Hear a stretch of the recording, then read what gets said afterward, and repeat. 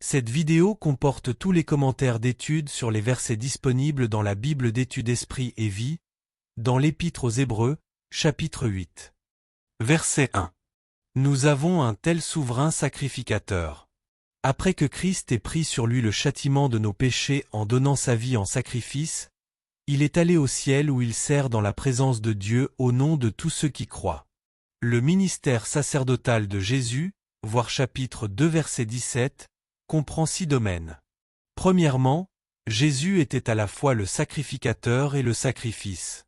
Il s'est offert lui-même pour tous comme un sacrifice parfait pour les péchés en versant son sang et en mourant à la place du pécheur, chapitre 2 versets 17 à 18, 4 verset 15, 7 versets 26 à 28, Marc 10 verset 45, 1 Corinthiens 15 verset 3, 1 Pierre 1 verset 18 à 19, 2 versets 22 à 24, 3 verset 18, voir l'article intitulé Le jour des expiations.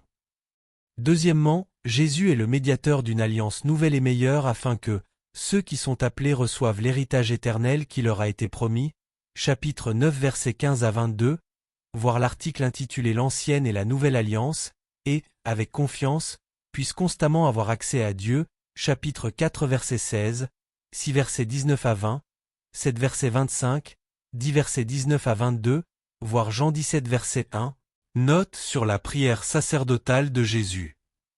Troisièmement, il est dans les cieux, dans la présence de Dieu, afin d'accorder la grâce de Dieu à nous qui croyons, chapitre 4 versets 14 à 16.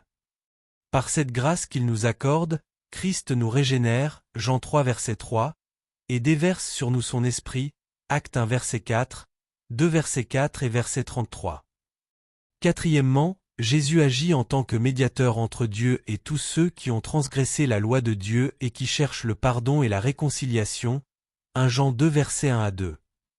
Cinquièmement, Jésus assume en permanence ses fonctions sacerdotales, compatissant avec les croyants dans leurs tentations et les secourant dans leurs besoins, chapitre 2 verset 18, 4 versets 15 à 16. Sixièmement, Jésus vit éternellement dans les cieux où il prie sans cesse pour ceux qui, dans la foi, s'approche de Dieu par lui, chapitre 7 verset 25. Enfin, il parachèvera le salut du croyant, voir chapitre 7 verset 25, note, 9 verset 28, note. Versets 6 à 13.